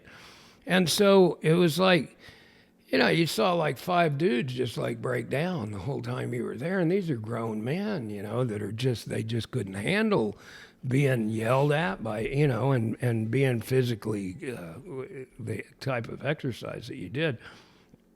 But, that was called a marching party. And it was just a form of punishment. It was a form of, kind of getting you back in line, screwing up and getting you back in line. But it was just one of the things that we did. But, I mean, some of the other things that we did, we were always doing like classroom work, learning about stuff, swimming. You know, we were at the pool a lot. I mean, a lot of guys didn't know how to swim or couldn't survival swim, so we had to learn all that. We had to learn how to, you know, if a ship they had like a mock ship there, and we worked on this mock ship. It'd have a hole in the side of it, and we'd have to plug the hole, or we'd have to seal some valve or something like that. Just all kinds of different stuff. But I think that there was probably about 60, 65 of us that started, and when we ended, there was probably 10 or 15 less, I guess, that didn't make it through the whole thing. But you know, for me, being a little bit older, it wasn't as hard for me as if I was just out of high school, fresh out of high school, and, you know, kind of, you know, doing that right out of high school. So it wasn't that hard for me, but still, it was pretty hard because we didn't have air conditioning. I mean, you know, we were in a barracks where it was hot most of the time. It never really cooled off because we were there in August, September, and October. But it was quite an experience for me, and it was I did learn a lot from it. So when you go through boot camp, I mean, you do kind of, I don't know, it's hard to say put away a lot of childish things, but you kind of learn to grow up pretty quick because you don't have all those creature comforts. And you kind of learn to work as a cohesive unit, and that's the whole point of boot camp, and that's the way it was for me. But I'm going to end it right there, and that was kind of boot camp in a nutshell for me. I didn't go into a lot of detail, but that's kind of the way it was in '82 for me. But how about you, Jeff, in the Army in 2000? I mean, there's definitely a lot of parallels, but there's definitely some things different too. I entered the Army from Georgia, and I went to basic training in, you know, Fort Moore now, but Fort Benning at the time. You know, the joke is the Fort Benning School for Boys. Yeah. You know, so, but it was interesting when I went to MEPS, you know, kind of like you, I was ready to go, but because I was already in Georgia, they just took me to the Atlanta airport, and they're like, at 9 o'clock in the morning. And they're like, well, everybody else will start arriving on the planes from all over the country, and you'll get picked up. So I sat at the atrium at the Atlanta airport from like 9 in the morning till 11 p.m. No way. Yeah, before they finally got us all together and took us on a bus down to Benning. And then the first 3 days or so there wasn't really we didn't have the shock factor wasn't there. I mean, and that's where you know you got in process, and you got your initial issue of clothing, and you get your haircut, and then the thing that sticks out to me as far as that goes is when they line everybody up, and you're like in a pair of shorts and socks, and everybody's lined up, you know, 300 dudes or something, and you go through the padded room, and then you get hit with, you know, your first rounds of vaccinations, which is about, you know, 8 or 9 shots. Yeah. And you're like, why are we walking into a padded room? And then about every 15th or 20th dude. Oh, yeah. Bam! You know, they would just, you're like, holy shit, he just passed out, you know, because people had a serious fear of needles. And especially when they would come at you from both sides. I mean, I don't know how they did it with you, but I mean, there were times when you would have, you know, like 2 dudes, you getting 4 shots at one time. Yeah, yeah. 2 on each side, and it's like 1, 2, 3, and it's like, good grief. Feel like a pincushion. Yeah, like a pincushion. Then you go get, you know, the penicillin shot, and, you know, that's always a fun one. But, yeah, nonetheless, you know, guys passing out. And then, you know, as far as the actual basic training goes in AIT, because I was in the infantry, so it was all combined into one. The same with you. I mean, I got looked at because I was older than the average person. There were about 3 or 4 of us that were in our early 20s, and you know, we got looked at and rotated through, and conveniently got fired for something for whatever reason. I mean, that's all part of it. It's build you up, tear you down, and build you back. So that was interesting. We probably did more physical stuff just day in and day out by nature of what we did. I mean, everything that we did was revolved around, for the most part, drill and ceremony type thing, because it's just the military teaching you how to do that. So that's a discipline type thing. And then physical fitness, you can relate everything back to that. And then shooting. Yeah. I mean, that's what everything revolved around those three. Yeah, we had other classes and stuff, but as we went into basic training, like after the first probably 4 weeks, I mean, everything we did was outside. We never did anything inside. How Everything was quick did outside. you shoot a gun in basic till you shot your first gun? Maybe 3 weeks. 3 weeks. You had handguns, long guns, both? Long guns. Long guns? Yeah, we just shot. Not much on the handguns? No, it was all M16s, all iron sights, which nowadays it's not like everything's M4s with optics and Yeah. lasers and everything else now. But at the time, it was still all M16s with iron sights. I mean, it starts with a basic. You know, this is a gun. Just so you take it apart. Just so you make sure it's on safe and everything. But some of us knew that. But there's You guys grew that up didn't. with I mean, I guns. grew up with them, so Yeah. it's like, all right, well, just show me how to take this thing apart. Okay, got it. Next. How was that? Were there some dudes that didn't do too well with the gun portion? Oh yeah. I was There's some dudes who can't hit the broadside of a barn, and then you learn to. Anyway, that's another story, but yeah. yeah. I mean, there's definitely guys who can't shoot, and you know, a lot of times those guys they do other jobs. They're still infantry dudes, but they could do other stuff. Are they able to kind of pick that out in boot camp for y'all? Who was okay with the guns and who was they needed to be? You know. You know, I mean, I think there's the problem is the downside to an all volunteer force is you have a limited pool, right? And you got to keep people in boots, so to speak. So whilst the only people that are weeded out are the people who like physically can't do the job or mentally can't do the job. Yeah. If you just suck at shooting, You're okay. I mean, you're going to get through it. Yeah. Somehow. Like you're As not, long as you don't shoot yourself. right. Yeah. I mean, as long as you're not your so buddy. bad that you're shooting somebody else, you're not a safety hazard. Yeah. You're going to get through it, you know, and that's just the nature of the beast. Now, you might not excel in your line of work, but you're not going to get fired. Like you're not going to get kicked out of the Army because you suck at shooting. So, and it's really not that hard to qualify. So, what do you think the hardest part of your boot camp was, Jeff? I mean, was it mental, physical? For me, you know, and I'm looking back on it in hindsight, it combined with everything that I did through my entire career, right? So it really was not that difficult overall. I mean, yes, I got the snot scuffed out of me as far as, you know, like kind of like your marching party, but that was like a daily thing for us, for all of us. I mean, it was just, I mean, they were days that we're like, oh, there's a horizon. I didn't know there's a horizon here. Yeah. I'm too busy looking at the dirt. So I don't know.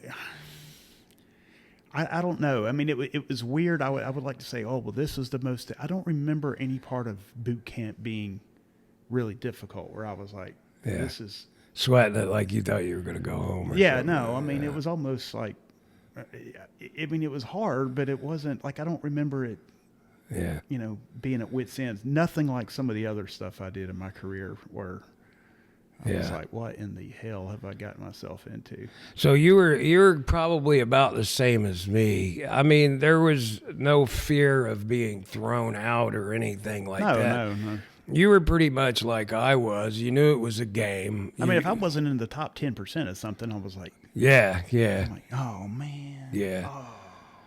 I suck. You know, I got to figure this out. So Yeah. you know, I mean, and then I guess it was just kind of one of those things when you realize you're doing probably what you need to be doing with your life at the time, then it's easier to deal with also. Yeah. That's kind of the way it was with me once, and you mentioned this too. Once you kind of figured out what the game was, I mean, what the big picture was. Yeah, it's easy then. Yeah, you just kind of like, okay, I need to go along with this, you know. I do think it's funny because my dad wanted me to go in the Navy. Yeah. All right, and of course, obviously, I didn't go in the Navy. When No. I told him what I was going to do, he's like, well, what are you going to do? I was like, well, I'm going infantry and airborne. And he's like, son, have you lost your mind? I'm like, well, no. And then kind of like you're talking about when you got in your job, this is a funny story. Is I went in and, you know, I took the battery of tests, the same thing they do. And I went down and sat down with a person and they're like, okay, so you can do pretty much anything you want. What do you want to do? And I'm like, I want to go in the infantry and jump out of airplanes. And the guy, you know, doing the process and said, what? I'm like, I want to go to infantry jump out of airplanes. And he's like, oh, well, we're full on that. I said, okay, thank you. And I got up and walked out, right? And he's like, well, what are you doing? And about 30 minutes later, they called me back. They're like, okay, so we got a slot in the airborne infantry in this, and you can leave in 30 days. I was like, sounds good. Let me sign right here. You know? They just conveniently found one. Yeah. I wasn't going to take something else because, like you, I had some advice, and they're going to try to push you into whatever they're shortest. Exactly. And, especially if you score high on tests. And I was like, all right, so I told them what I wanted to do, and they're like, well, no, we're full. And I'm like, well, okay. And I just got up and walked out, went back to the waiting room. I'm like, well, I'll just go back and, whenever. And then conveniently, they found a spot in the system. He's like, we found a slot for 30 days. I was like, well, that's mighty convenient. Yeah. Sign me up. That's kind of the way it rolls in the military. They're going to throw you out the worst stuff first, you know. And if you don't bite on that, then they might come back and give you something a little better. But I mean, it worked out. It was fun. But that's one of the stories I won't forget. And then, if you have, if you're somewhat shy at the beginning, by the time you're done with basic training, there is. I mean, you're just like whatever. No. There is no more. There's no secrets. There's no hiding anything. I mean, I played sports in high school, so and that was one thing. But I think it was John F. Kennedy. He was in the Navy, and he had made the comment one time that you really don't get to know an individual until you've sat about 3 feet from him taking a poop. Well, I was going to get to so while he was shaving. There was Well, there's in the Army, there's you can go find photographs online and stuff, but back in the even in the early 2000s, they still existed, where it was just a row of toilets. Yeah. There were no dividers. Like you would sit down next to the guy next to you, and you could read the same magazine. Sure enough. And like, hey man, you got any paper? And there was no like reaching around. It's like, here you go. Yeah, that's exactly the way it was. I mean, that's just you go to take a shower, and it's your a shower ring and that's it's probably about 12 dudes on our ring. Hit me a thing. All right, thanks. All right, here we go. But I mean, that's just how. But I mean, as far as like taking a dump in the morning, the toilets were open, and there was dudes like this waiting on and then you the guy to take in front it. of him was chafing. What's up, dude? Looking at the guy in the mirror who's back there. So there's no privacy. You can't like open up the newspaper and take a, you've got 3 dudes waiting on you, tapping your feet, going, "Are you done yet?" Like you're bumping knees with the guy next to you.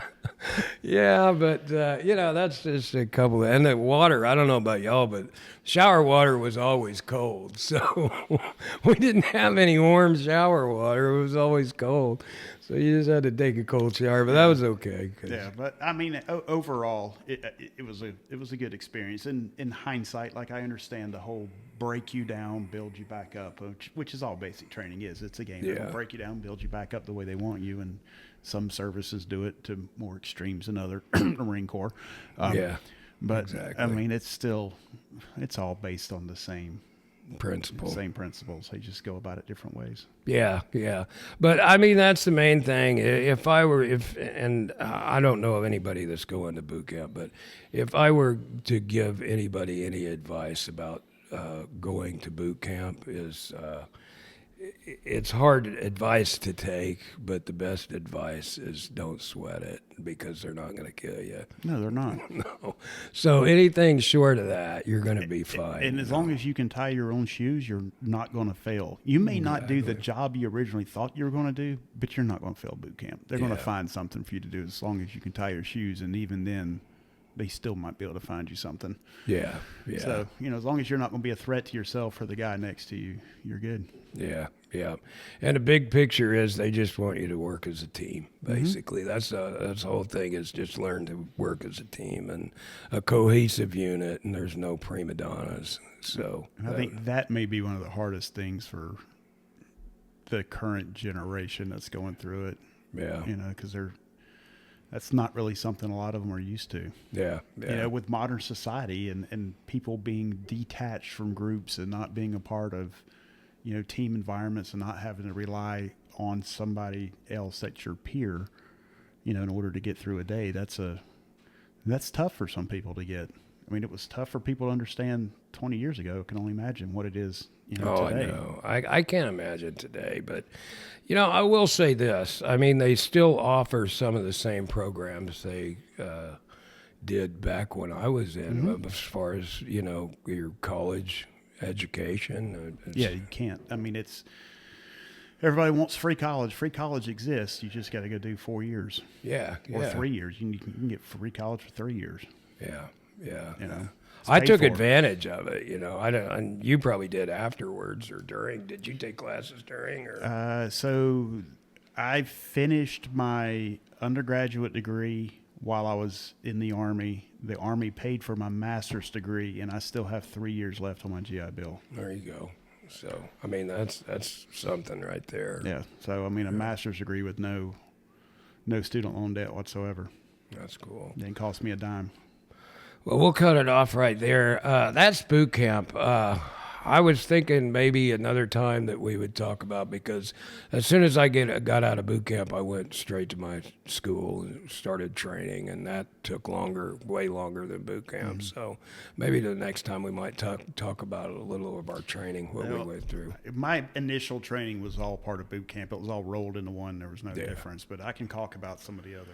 Yeah, Because the real training I did a lot of schools later on in my career. See, that's what I wanted to find out. I wanted to find out about the airborne school, and I mean, my list of schools, I don't know. It's I'll put it on my single page brief that you had that covered your career. My schools started falling off the bottom because there's only so many lines for your school section, and by the time I retired, like, airborne school had fallen off, and AIT had fallen off, and I think even Ranger School had fallen off. Yeah. I mean, it was still on my record, but it wasn't on that sheet because I had gone through so many other schools since then. Yeah. Well, we'll kind of dive into that the next time. And I spent some time in school right after boot camp in order to do the job that I did, and so that'll be for another night, and we'll maybe delve into the school thing and the training next time. So that's good enough for tonight. Jack, you about getting tired here? Are you? Yeah. I'm getting beat. It's past your bedtime. Is it? Oh, Is yeah. it past 8:30? And I just got reminded.